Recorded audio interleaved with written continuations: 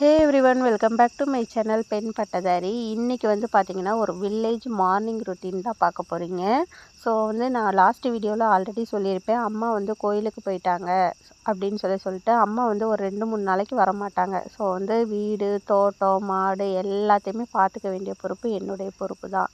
அதனால் வந்துட்டு நைட்டே வந்து அம்மா ஒரு சில வேலைகள் செஞ்சு வச்சுட்டு போயிருக்காங்க. ஸோ காலையில் எழுந்திரிச்சு எனக்கு கொஞ்சம் ஈஸியாக இருந்துச்சு.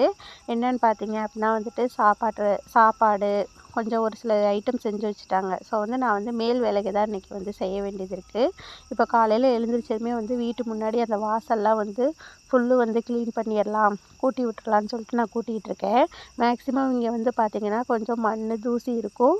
மெயினாக வந்து பார்த்திங்க அப்படின்னா வந்துட்டு அந்த வீட்டு முன்னாடி மரங்கள் இருக்கனால அந்த இலைகள் தான் நிறைய இருந்திருக்கும். ஸோ அதனால் வந்து அதெல்லாம் கூட்டி விட்டுட்டு நான் வந்து தண்ணி தெளிச்சிட்ருக்கேன். அம்மானா வந்து பார்த்திங்கன்னா சாணி தெளித்து இது பண்ணுவாங்க. நான் வந்து சாணிலாம் தெளிக்கலை, சும்மா வந்து அப்படியே தண்ணி பச்சை தண்ணி தான் வந்து தெளித்து விட்டேன் நான்.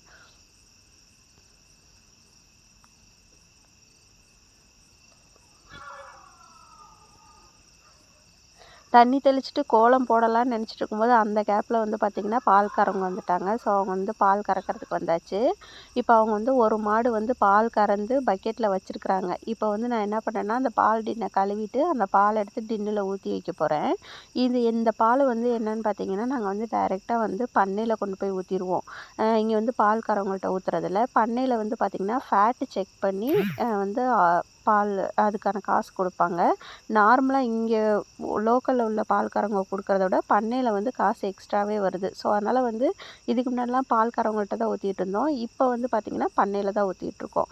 அவங்க வந்து இன்னொரு மாடு பால் கறக்கிறதுக்குள்ளே வந்து பார்த்திங்கன்னா நான் கோலம் போட்டுடலான்னு சொல்லிட்டு கோலம் போட ரெடி பண்ணிகிட்ருக்கேன். ஆக்சுவலாக வந்து பார்த்திங்கன்னா கோலம் போட்டு ரொம்ப வருஷம் ஆயிடுச்சு. சரி போடலாமேன்னு போட்டேன். ஆனால் அதில் ஒரு சின்ன மிஸ்டேக் ஆயிடுச்சு. நான் வந்து லைன் வந்து கொஞ்சம் மாற்றி இழுத்துட்டேன். ஸோ வந்து அதை கரெக்ட் பண்ணிடலாம். ஃபைனல் அவுட்புட் பாருங்கள், நல்லா தான் வந்திருக்கும். யோசித்து வேற போட்டுட்ருந்தேன் நான். கோலம் என்னமோ சின்னது தான், ஆனால் யோசனை ரொம்ப பெருசாக தான் இருந்துச்சு. ஏன்னா ரொம்ப நாள் ஆயிடுச்சு. பாருங்கள், அழகாக கோலம் வந்துடுச்சு ஃபைனலாக. இப்போ வந்து அந்த எக்ஸ்ட்ரா இருக்க புள்ளியெல்லாம் வந்து ரிமூவ் பண்ணிடுவோம். ஸோ வந்து இப்போ ஃபைனல் கோலம் ரெடி.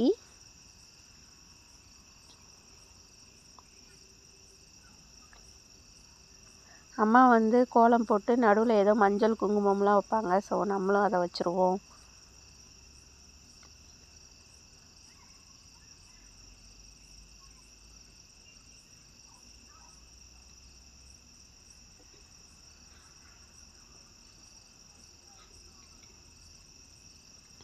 இப்போ கோலம் போட்டு முடித்ததுமே வந்து பாலும் கறந்துட்டு போயிட்டாங்க இல்லையா? இப்போ வந்து மாட்டை கொண்டு போய் காட்டில் கட்டணும். அதுக்கு முன்னதால் என்ன பண்ணணும்னு பார்த்தீங்கன்னா மாடை வந்து தண்ணிக்கு விட்டு கொண்டு போய் கட்டுவாங்க. இப்போ வந்து பார்த்திங்கன்னா இந்த வீட்டில் வந்து தவிடும் வந்து பீடும் இருக்குது.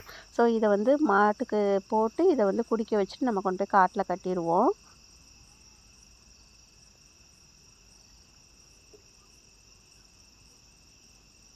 எனக்கு அளவு எதுவுமே தெரில. நான் வந்து எடுத்துகிட்டு போகிறேன். கரெக்டாக எனக்கு அளவு தெரியல. தெரிஞ்ச வரைக்கும் நம்ம போடுவோம்.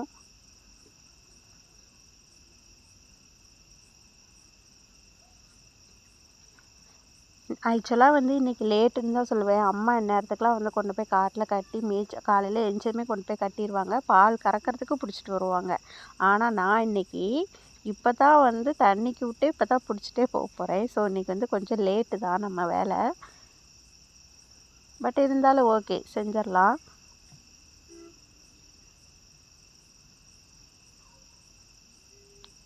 ஆக்சுவலாக ரொம்ப எடுத்துகிட்டு வந்த மாதிரி ஃபீல் இருந்துச்சு. ஸோ அதையும் வந்து 2 பேருக்கு சமமாக போட்டுடலாமே நான் போட்டுட்ருக்கேன் நான். 2 பாத்திரத்தையும் பக்கத்தில் வைக்கலாமேன்னு நீங்கள் யோசிக்கலாம். பக்கத்தில் வச்சோம் அப்படின்னா அந்த இப்போ நான் போடுறேன் பார்த்தீங்களா, அந்த நிற்கிது பார்த்தீங்களா, அந்த மாடு வந்து இன்னொரு மாட்டு கூட சண்டை போடுது. ஸோ சண்டை போட்டு பிரச்சனையாகுது அப்படின்றதுனால 2 பேரையும் வந்து தனித்தனியாக வந்து பாத்திரத்தை வச்சாச்சு. இப்போ வந்து பார்த்திங்கன்னா இந்த அம்மா வந்து கொஞ்சம் சோறு இது மாட்டுக்கு ஆக்கி வச்சுருக்காங்க. ஸோ இந்த சோத்தை வந்து நம்ம என்ன பண்ணலான்னா 2 மாட்டுக்கு போட்டுருவோம். பீடு, தவிடு, இந்த சோறு எல்லாமே போட்டு தான் நம்ம தண்ணிக்கு விடுவோம். அப்போ வந்து பால் வந்து கொஞ்சம் எக்ஸஸாக வருமா. ஸோ அதனால் வந்து நம்ம இந்த சோத்தையும் போட்டுடலாம். 2 மாட்டுக்கும்.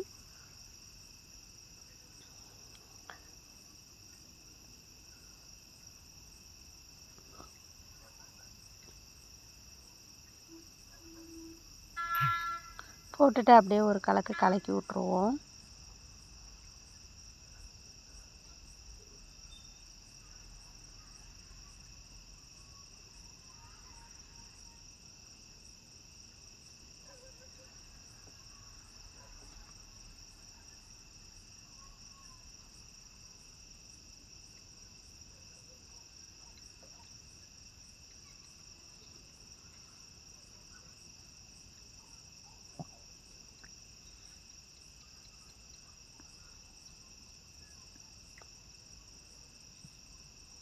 அது கொஞ்சம் டேஸ்ட்டு பார்த்துக்கிட்டே இருந்துச்சு. அவ்வளோவா குடிக்கவே இல்லை. ஏன்னா காலையில் ஒரு வேளை மேய்ஞ்சதுக்கப்புறம் அந்த வெயில் பட்டதையும் குடிக்குமோ என்னமோ தெரியல.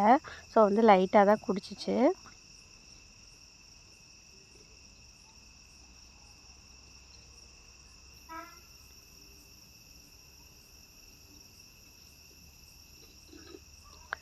இப்போ இது குடித்ததையுமே நம்ம கொண்டு போய் காட்டில் கட்டணும். ஆனால் இப்போ வந்து பார்த்திங்கன்னா பனிக்காலம் இல்லைங்களா? ஸோ வந்து பார்த்திங்கன்னா காட்டில் வந்து அந்த பனி தண்ணிலாம் பட்டு ரொம்ப ஈரமாக இருக்கும். அந்த மாதிரி இருந்துச்சுன்னா வந்து மாடுக மேயாதுன்னு சொல்லுவாங்க. ஸோ அதனால் நான் என்ன பண்ணுறேன் அப்படின்னு பார்த்திங்கன்னா, எங்களோட கரை, அதாவது அந்த பாதை மாதிரி இருக்கும் பார்த்திங்களா? அதை கரைன்னு சொல்லுவாங்க. ஸோ அந்த கரையில் கொண்டு போய் பாதையில் அந்த ஓரத்தில் கொஞ்சம் நேரம் கட்டி வச்சோம் அப்படின்னா, அந்த பக்கம் வெயில் அடிக்குது.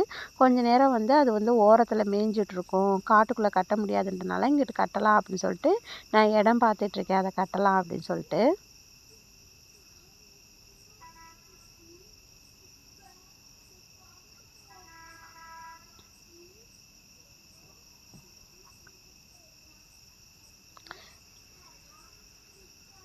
இப்போ இந்த மாடு கட்டி இந்த மேய் வேலைகள் எல்லாமே முடிஞ்சிச்சு. நைட்டு அம்மா கோயிலுக்கு போகிறவங்க வந்து பார்த்திங்கன்னா, அவங்களுக்கு சாப்பிட்றதுக்கு புளியோதரை இதெல்லாம் செஞ்சு சம்படத்தில் எடுத்துகிட்டு போனாங்க.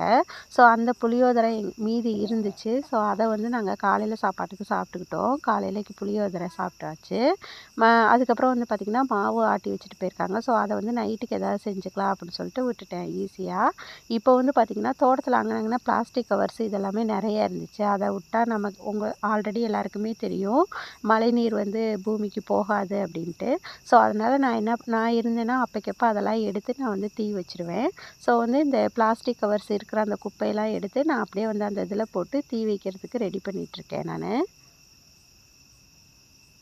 ஓகே கைஸ், இதே மாதிரி அடுத்து வேறு ஒரு இன்ட்ரெஸ்டிங்கான விலாகில் நான் உங்களை மீட் பண்ணுறேன்.